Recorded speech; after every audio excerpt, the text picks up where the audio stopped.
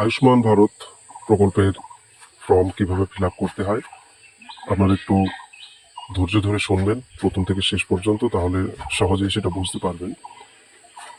প্রথমে আবেদনকারীর বিবরণ, সেখানে রয়েছে আধার কার্ড, আপনারা আপনাদের যে আধার নম্বর রয়েছে সেটা দেবেন।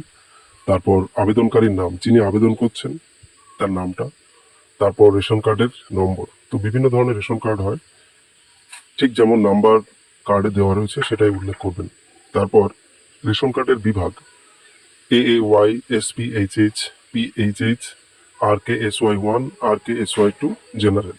তো যেটা হবে আপনাদের রেশন কার্ড সেটা উল্লেখ করবেন।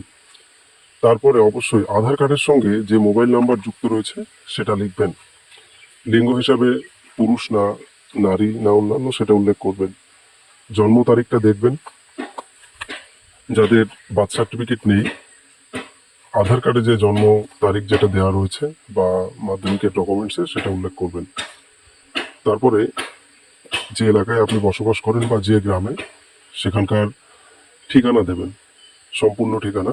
তো বাড়ির নম্বর, এটা আপনি আপনার ভোটার লিস্টে পেয়ে যাবেন, বাড়ির নম্বরটা সেখান থেকে নিয়ে নেবেন। তারপর আপনার পোস্ট অফিসটা উল্লেখ করবেন এবং যে PS বা থানা সেটা উল্লেখ করবেন। নিচের যে কলাম সেখানে জেলা দেওয়া রয়েছে, তো সেখানে জেলা, নদিয়া, ব্লক যেটা হবে আপনার সেটা উল্লেখ করবেন, গ্রাম পঞ্চায়েতটা উল্লেখ করবেন। পরিবারের যিনি প্রধান তার নাম হবে, তারপরে পরিবারের মোট যেটা সদস্য সংখ্যা সেটা, তারপর প্যান নম্বর, তো প্যান কার্ড যদি থাকে সেটা অবশ্যই উল্লেখ করবেন। তারপরে এপিক নম্বর, নির্বাচনী বিবরণ, যদি 18 বছরের বেশি বয়স হয়, এপিক নম্বর যাদের ভোটের ছবি রয়েছে সেখানে নাম্বার রয়েছে সেখান থেকে লিখবেন। এসি, এসিতে লিখবেন, আমরা যেহেতু সবাই চাপড়া, তো আমাদের 82 মানে 82 নম্বর। আর পার্ট নম্বরটা আপনি ভোটের যে লিস্ট রয়েছে সেখানে পেয়ে যাবেন, সিরিয়াল নম্বরটা ভোটার লিস্টে পেয়ে যাবেন। স্বাস্থ্যসাথীর বিস্তারিত তথ্য, তো এটা স্বাস্থ্যসাথীর কার্ড যাদের রয়েছে সেখানে নাম্বার রয়েছে, সেই নাম্বারটি আপনারা উল্লেখ করবেন।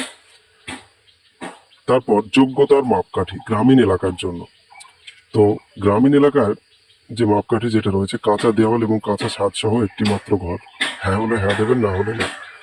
16 থেকে 59 বছর বয়সের মধ্যে কোনো প্রাপ্তবয়স্ক সদস্য যদি হ্যাঁ হয়, মানে যদি থেকে থাকে, যদি হ্যাঁ হয় তাহলে হ্যাঁ দেবেন, আর যদি না থাকে তাহলে না দেবেন।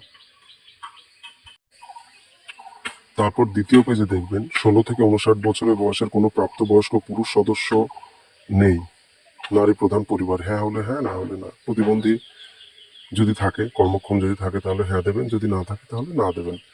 SC/ST পরিবার, যদি SC/ST পরিবার হয় তাহলে হ্যাঁ, অন্যথায় না। ভূমিহীন পরিবার, যাদের আয়ের প্রধান উৎস মানে শ্রমের উপর নির্ভর করে আর কি, শারীরিক শ্রম থেকে যাদের ইনকাম আসে, যদি হ্যাঁ হয় হ্যাঁ দেবেন, না হলে না। ভিক্ষা, ভিক্ষার উপর যদি কারোর জীবন নির্বাহ হয় তাহলে হ্যাঁ হলে হ্যাঁ, না হলে না। ম্যানুয়াল স্ক্যাভেঞ্জার, স্ক্যাভেঞ্জার মানে ঝাড়ুদার যদি হয় কেউ পরিবারের সদস্য, হ্যাঁ হলে হ্যাঁ দেবেন, না হলে না। আদিম উপজাতি গোষ্ঠী যদি হয়, হ্যাঁ হলে হ্যাঁ, না হলে না। আইনগতভাবে মুক্তিপ্রাপ্ত বা বন্ডেড শ্রমিক, ঋণদাস শ্রমিক যদি কেউ হয়, হ্যাঁ হলে হ্যাঁ, না হলে না। তারপর শহর এলাকায় সেই একই রকম, যদি আবর্জনা সংগ্রহকারী হয়, হ্যাঁ হলে হ্যাঁ। ভিখারি হলে হ্যাঁ হলে হ্যাঁ, না হলে না। গৃহকর্ম সহায়ক বা সহায়িকা, যারা বাড়িতে কাজ করে পরের বাড়িতে, হ্যাঁ হলে হ্যাঁ দেবেন, না হলে না। রাস্তার ফেরিওয়ালা, হকার বা মুচি যদি হয়ে থাকে কেউ, হ্যাঁ হলে হ্যাঁ, না হলে না।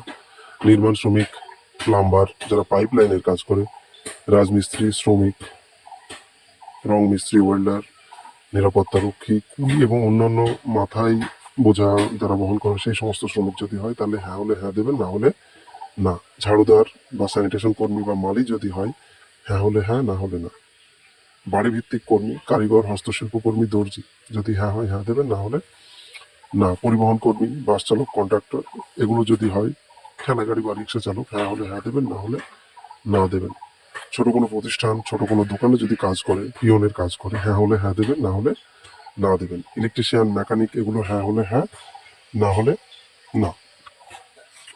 অতিরিক্ত তথ্য, 70 বছরের নিচে যদি পরিবারে কেউ থাকে, হ্যাঁ হলে হ্যাঁ দেবেন, না হলে না।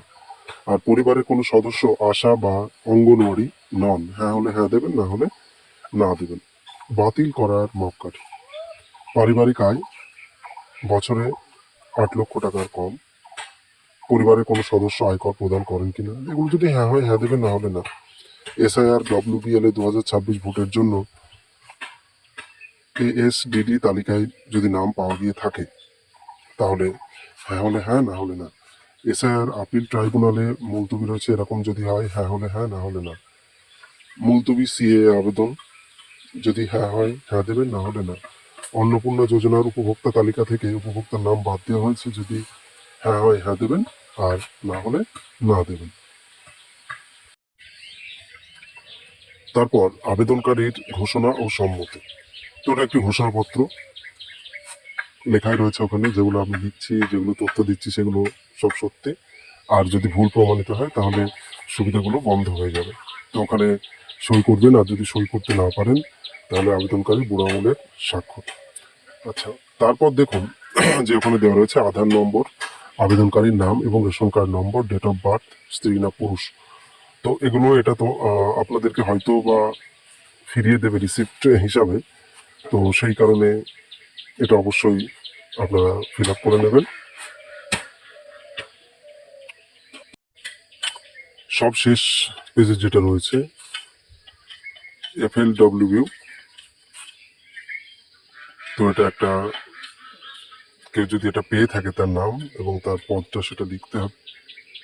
সুপারিশকৃত বা সুপারিশকৃত নয়, স্বাক্ষর, অনুসন্ধানের তারিখ, এগুলো উল্লেখ করতে হবে।